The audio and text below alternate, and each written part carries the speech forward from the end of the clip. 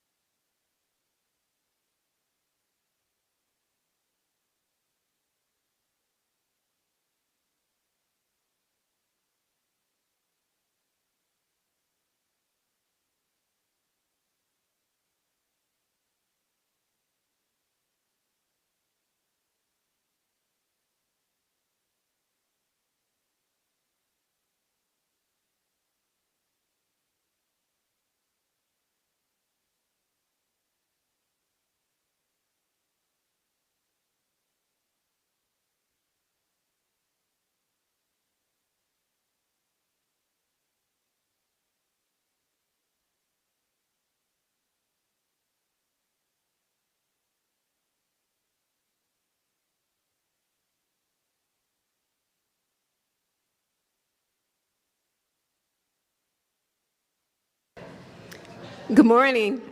I'd like to ask everyone to please be seated so we can begin the press conference.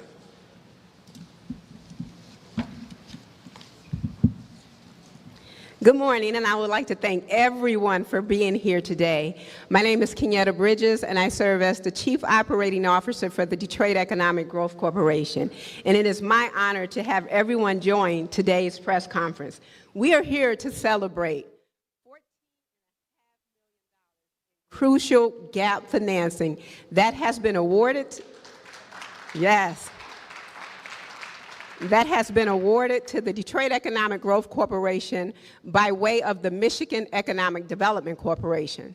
These funds are made available through the MEDC's Revitalization and Placemaking program, which is known to many as the RAP program. And these funds will help to catalyze over $250 million in investment in the city of Detroit. But this would not be possible without the vision, without the passion, and without the commitment of some very talented developers that I would like to acknowledge.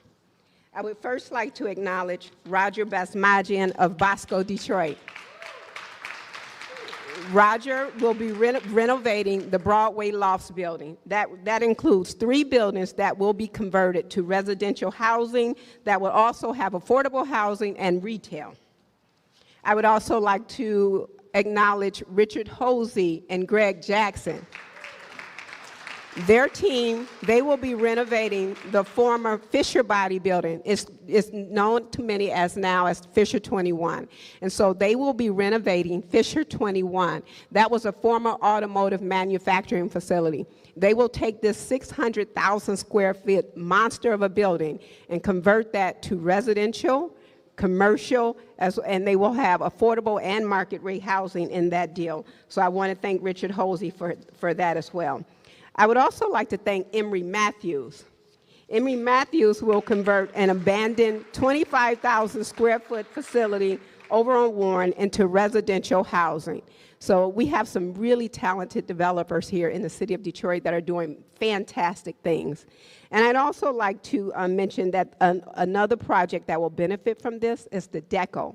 And that's located a short distance from the Arthur Murray building. And the DECO is being led by Brandon Hodges and Damon Dickerson. And this project is slated to transform that building into 6 new rental apartments and ground floor retail. And that building will house a new restaurant named La Joliense. That's a Mexican restaurant that will take form on that first floor. So I would like to thank Brandon Hodges and Damon Dickerson. And finally, I would like to recognize our partners in this. We cannot do this work without our partners. I would like to recognize Invest Detroit, and I would like to recognize Midtown Detroit, Inc., who teamed up to redevelop the Jefferson School, which is where we are sitting today. This is slated to become Invest Detroit's new headquarters, so I would really like to thank our partners for their vision and for everything that they have done here. I would like to thank Dave Blasowicz and his team, Marcia Ventura, as well as Kiana Cohen. We will hear from Marcia here shortly, but I would like to thank Dave and his team.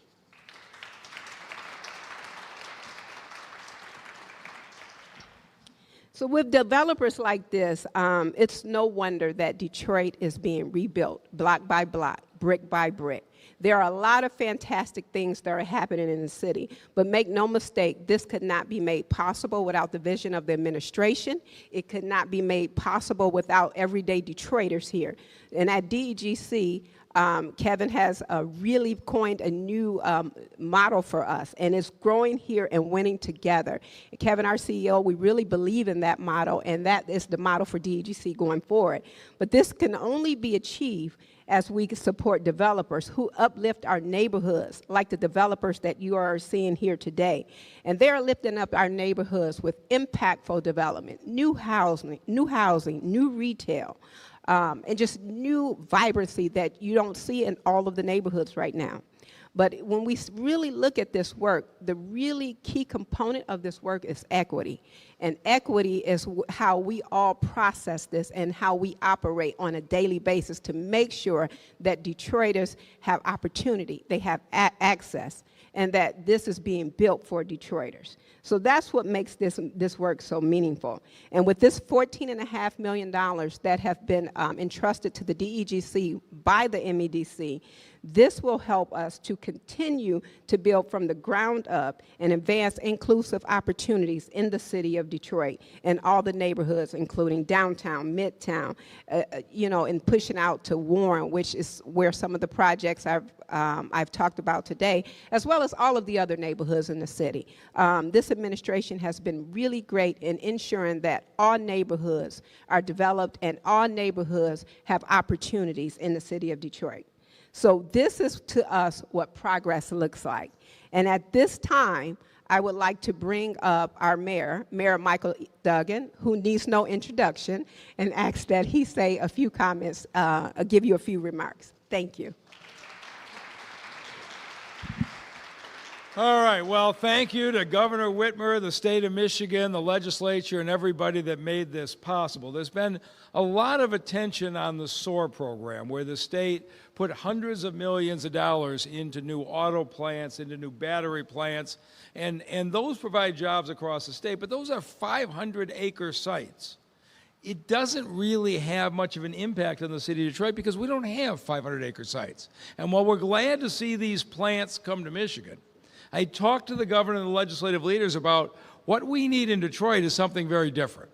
And they came up with the RAP program, because what we need is to take the vacant commercial buildings in this city and put them back to work. Some of them, like the Packard plant, we have to knock down, but there's a whole lot of other buildings that we can save.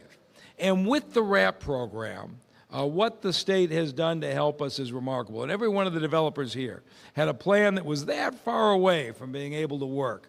And today, for less than a $15 million state investment, you're getting 1,100 new housing units and $250 million of investment. This is the way we should be incentivizing development. And so you go out to East Warren, where the city has rebuilt the streetscape, and that neighborhood is coming back dramatically. It is absolutely beautiful. But with the support today for the Arthur Murray building and the Deco building, you're going to take two long vacant buildings on that street and activate them to add to the momentum that's happening on that corridor. We have too many vacant school buildings in this city. And what you are seeing right here in Midtown is the renovation of the Jefferson School. I'm glad to see Invest Detroit is putting their headquarters here, because they've been a partner in so many of these projects, and now you've got co-working space. We're going to fill a school building that people have driven by for years and looked at as abandoned. There is one area downtown that has slipped the recovery, a little stretch of Broadway. The numbers have not been able to work. But today, with the help of the RAP program, Roger Basbajian and his team are going to activate that into housing and fill in that hole that desperately needed to be done. And probably my favorite project of all, I was told from the first day I got here, the old Fisher Body plant had to be knocked down. It was covered with graffiti. You could see it on the intersection of 94 and 75. Everybody who came through Detroit saw it as an image of Detroit's decline. But Greg Jackson and Richard Hosey came in and said, that building can be saved. That building can be housing. We stopped the demolition ball, and we said, we want to give you a chance. They have put together a terrific plan, and I am going to be there the first day they start work, which will be any day now. But with the help of the RAP program, a building that was going to be demolished is going to have 433 housing units. And I don't know if you saw the story today, but the city of Detroit home prices are now growing at a more rapid rate than Miami, leading America. Housing is getting tougher and tougher in this city. We need those 400 housing units in this city. We don't need to be knocking down all of these buildings. And with the RAP program today, we're able to do that. And if you aren't following what's happening in Milwaukee Junction, one project after another all the way down Paquette, what Greg Jackson and Richard Hosey are doing is activating a neighborhood a lot of people didn't even know was there. And you're now seeing the old Studebaker building being renovated into housing across the street. We've got a new company coming in with jobs of the future across the street. It is amazing what $15 million can get you. So Michelle Wildman's here from MEDC. She's been our best friend back when she started supporting the residential demolition. And Michelle, I just want to say I want to thank you. And before you come up, I want to introduce my partner on these projects, City Council President Mary Sheffield.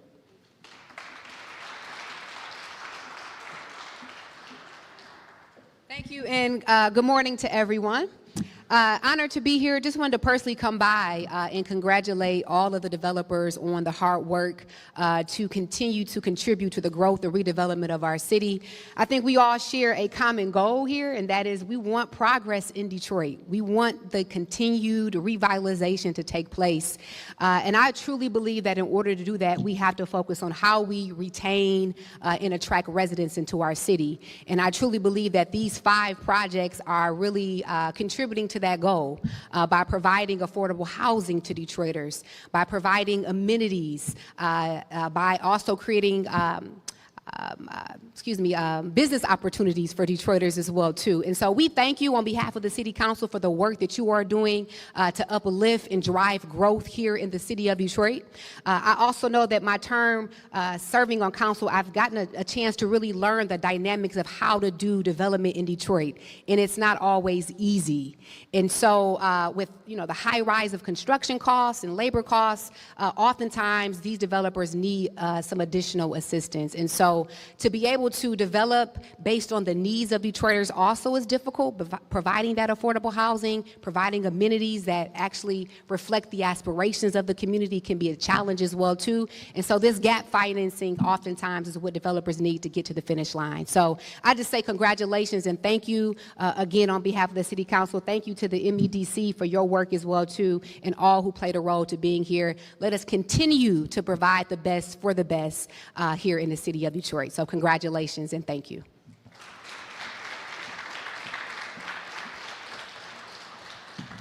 Thank you, Councilmember Sheffield.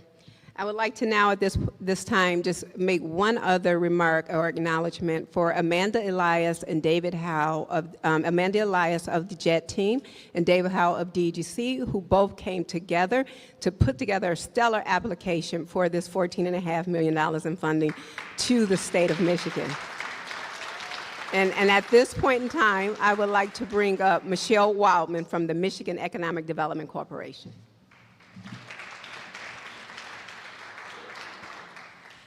Thank you so much for having me. Always a pleasure to celebrate Detroit and the accomplishments here. The RAP program is a really important tool in the state toolbox. It really underscoring our commitment to making it in Michigan, assisting with people, places, and projects that help make our communities thrive. RAP has so much flexibility to assist with things like attracting and retaining spaces for small business, creating housing units, replacing or finding new uses and visions for vacant spaces, assisting with placemaking. It really is an important tool for communities to really make a difference in their neighborhoods.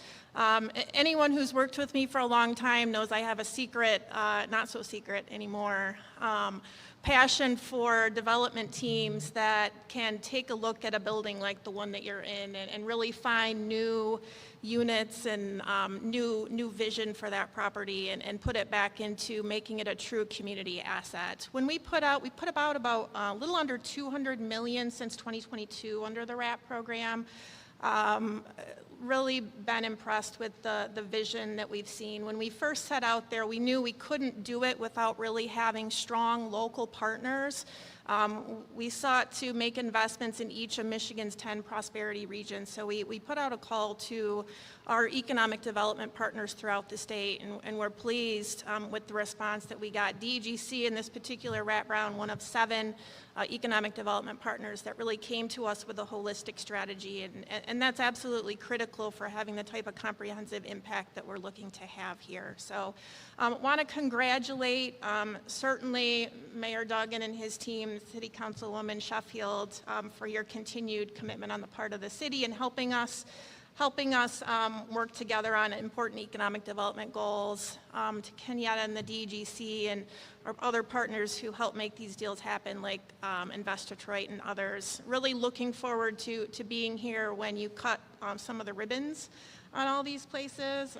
Can't wait to see it all to come to fruition and some of the families and small businesses that we're going to be able to impact through this work. So thanks for having me, and again, offering my congratulations.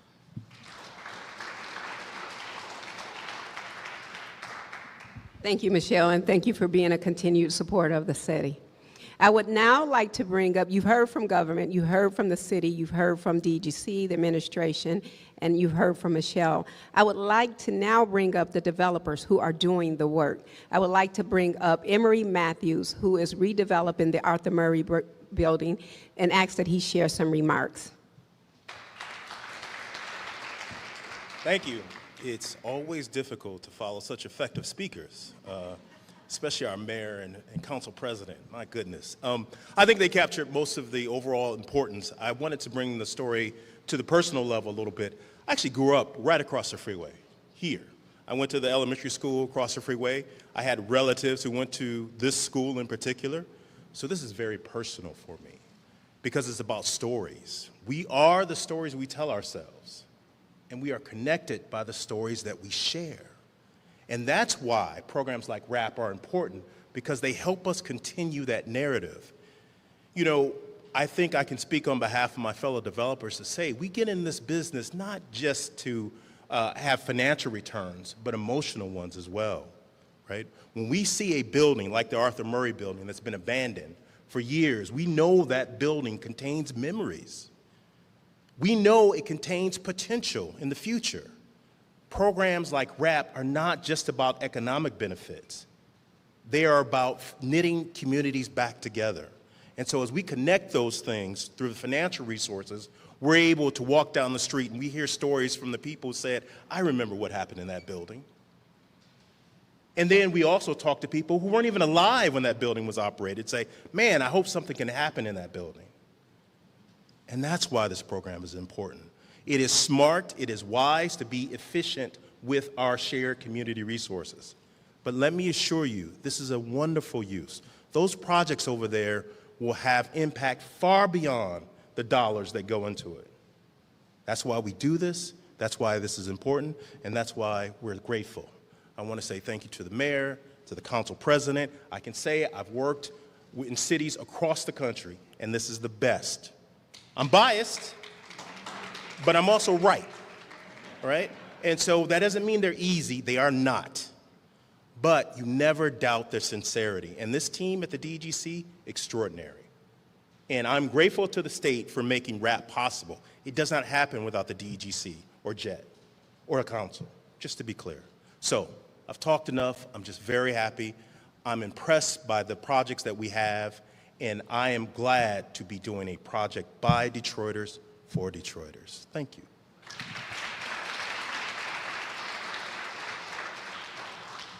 Thank you, Emery.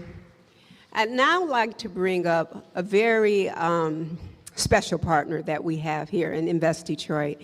Invest Detroit is not only serving as a developer in this project here, but many of the deals that we spoke about, many of the deals that occur in the city of Detroit that have challenges, they couldn't get done but for Invest Detroit coming in and stepping into some of those deals. So right now, I would like to bring up Marsha Ventura, who will share remarks about this project.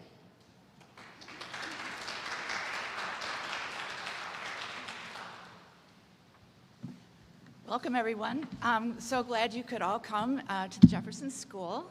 We're happy to host. And note to self, never follow Emery and run a show.